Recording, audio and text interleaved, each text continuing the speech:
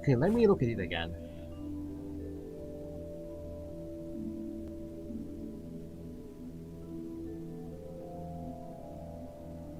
What about the other sequence?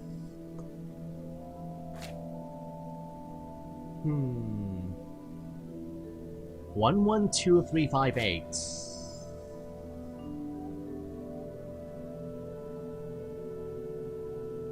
Or I don't think it's the prime numbers. No, not the prime numbers. But I'm gonna try 112358.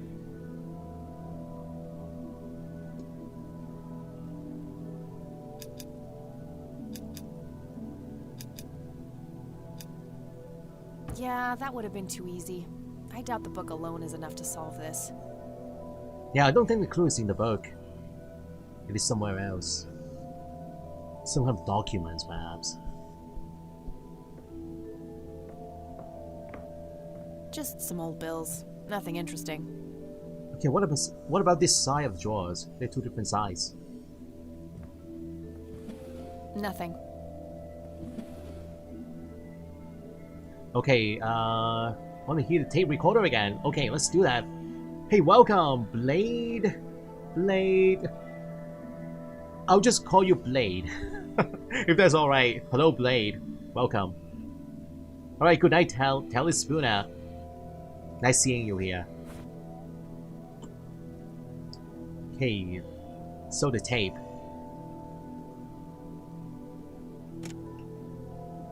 Play. Rewind. Note to self. Remember, the perfect bouquet consists of 3 red roses, a blue violet, and 2 yellow tulips. I've been working on my research in the attic at night. I just don't want her to worry. She has enough to think about with everything that's been going on lately. With Sharon and Kathy. Anyway, I'm getting closer to finding the source. I have a theory, but I need help. Okay, you know what? The 3 colors correspond to the colors of the bookmarks. The same 3 colors. Note to self. Remember, the perfect bouquet consists of 3 red roses, a blue violet, and 2 yellow tulips. I've been working on my research in the attic at night. I just don't want her to worry. She has enough to think about with everything that's been going on Okay. lately. With Sharon and Kat. I wrote it down. So we have 3 red, 1 blue, and 2 yellow. Now we go back to the bookmark. Okay, so 3 red. The 3rd number, perhaps. 3 reds. Oh, you know what? The 3... Well, there's a 6 numbered code. And 3 of the numbers are here, right here, with the red marker. 1 with the blue, and 2 with yellow. So that means the first 3 numbers are 2, 3, and 5, perhaps. Let's try this out. So 2, 3, and 5. 1. And 3, 1. Okay, 2, 3, 5, 1, 3, 1.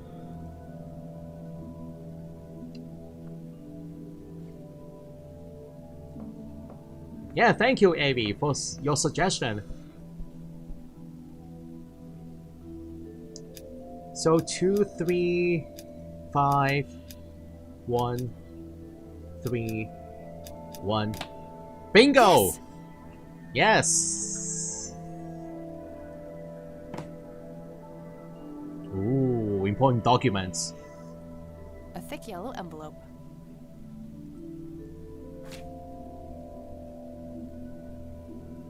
Oh, we got the envelope already. What else? Anything else? I suppose not. That is all. One very important yellow envelope. It's the envelope I found in the briefcase. Let's see what's in here. There were 2 pictures, a newspaper clipping, a key, and a tape inside. Ooh. Micro cassette tape. Can I use that with the player? Overexposed picture. Looks overexposed. I can't make much out. I think I see trees in the background, but most of the picture is just bright white. There's probably some way to enhance this back at school. I'll figure it out tomorrow when I'm back. Grandpa in uniform with 2 other men. Something is handwritten on the back. Flight training. McConnell Air Force Base, 1941. The Air Force Base. Something happened there. Something happened when they were serving in the Air Force. Tragic drowning in Conwell Springs. In early morning on Sunday the 14th, a teenage girl found dead near Conwell Lake. The girl is survived by her mother, father, and younger brother. The funeral service will be held at Conwell Cemetery on the 21st of July. The notice is dated July 15th, 1975. Tragic story. I wonder why Grandpa saved this. 1975.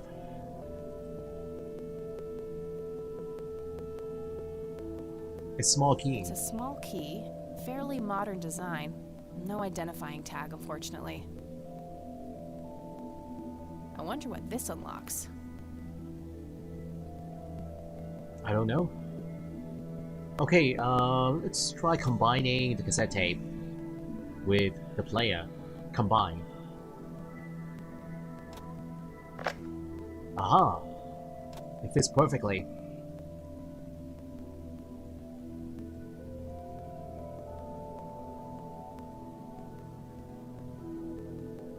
Ruby, got you.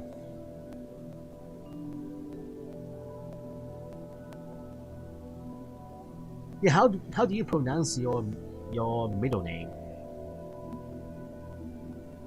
New York? Hong Gog Nguyen. You've reached the Rain residence. Leave a message after the beep. Hello, Joseph, Mrs. Rain. It's me, Charles. I thought I'd give you a call. Erica just had her firstborn. It's a boy. Thankfully, he looks nothing like his father. Listen, I was thinking maybe you'd like to come and visit. And what about your little Kathy?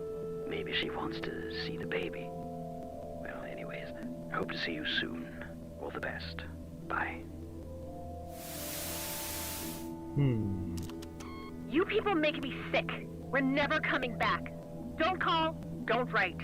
If you ever try to contact us, I will call the police. Joseph, you there? It's me, Cocky. It happened to me too. And I'm not going to tell any of those bastards. They got it all wrong. You're the only one I trust now. Just call me back as soon as you can. I wonder who this Cocky is. We have new topics now. Yeah, I think we should go back down and ask Grandma about all this. So, oh, that is a middle name. Yeah, sorry about that. So, yeah, I'll just call you Ruby then. It's easier that way.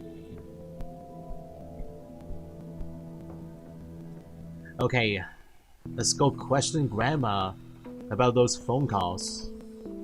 Maybe she knows something about that. Oh, hello, dear. Hello, Grandma.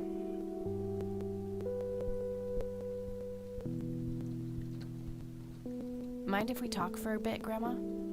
Not at all, dear. What's on your mind? Can we actually show her the police report?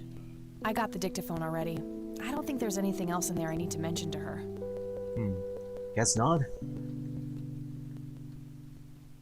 Can you tell me anything about McConnell Air Force Base?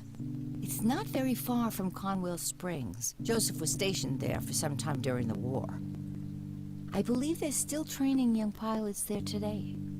So, when did Grandpa enlist in the Air Force?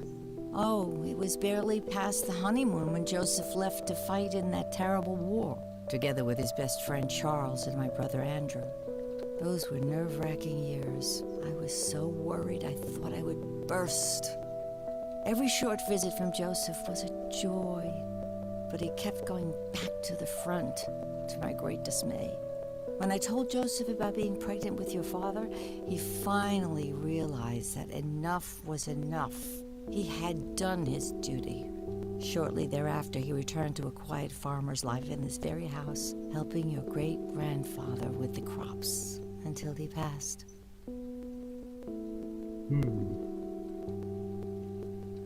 Do you know anything about a young girl drowning around here? Oh, yes. It was the saddest thing.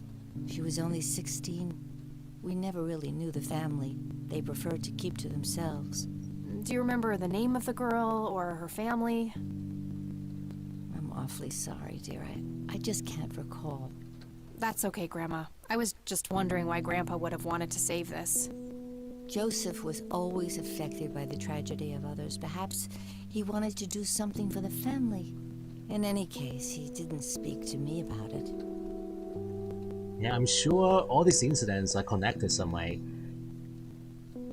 All connected. Does the nickname Cocky mean anything to you? Sounds vaguely familiar. It reminds me of the aviator call signs Joseph and his friends gave one another. Joseph was vigilante. I can't count the number of times he got into trouble for breaking the rules. To this day, I have no idea how he always managed to land on his feet. Must be hereditary, given the things I've gotten away with. Every time I wake up, I am genuinely surprised that I'm not in jail. I'm sure it's not that bad, dear. But to get back to the subject, you don't have any idea of who this Cocky is? I'm afraid not, but the Air Force might be a good place to start. Oh, a call sign. You know, maybe that is related to the cockpit. Cocky and cockpit.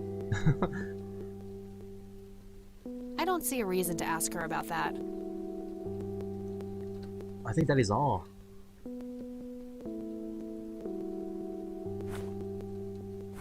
That's all we need from Grandma.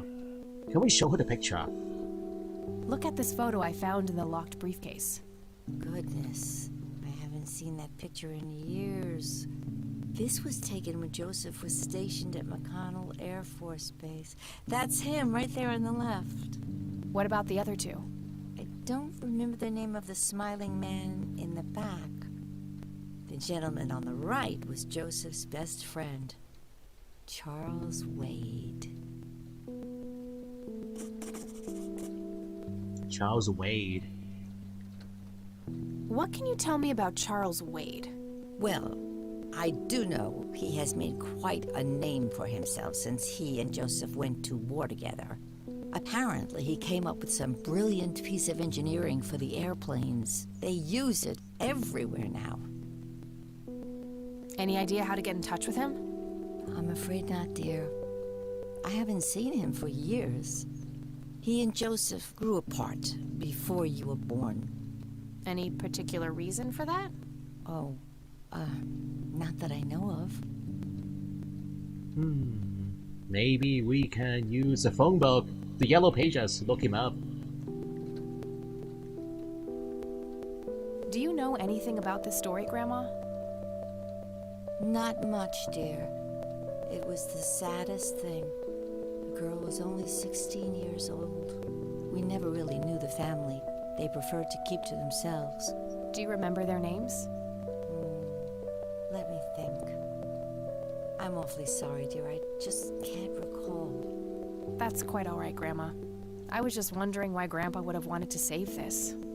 Joseph was always deeply affected by the tragedy of all. Oh, actually, we heard that before. Okay. Yeah, it's the same topic. Yeah, the same answer with the drowned teen girl. So, what about the picture here? Grams, can you tell me anything about this picture? It looks awfully bright. Perhaps something was wrong with the camera. Yeah, maybe. I should try to figure something out tomorrow at the university. Oh, we can use the Photoshop software. Right here. found this book in the attic. Recognize it? Oh, yes. I bought it for Joseph's birthday once. He was always fascinated by numbers. He believed that math could explain everything in this world. He was a man of science. There's no denying that. Do you recognize this key, Grandma? I found it in the attic. I'm afraid not, dear. And I believe that is all the items, all the topics. Alright, it's time to go. Goodbye, Grandma. Well, gotta go, Grams. Talk to you later. Bye, Kathy.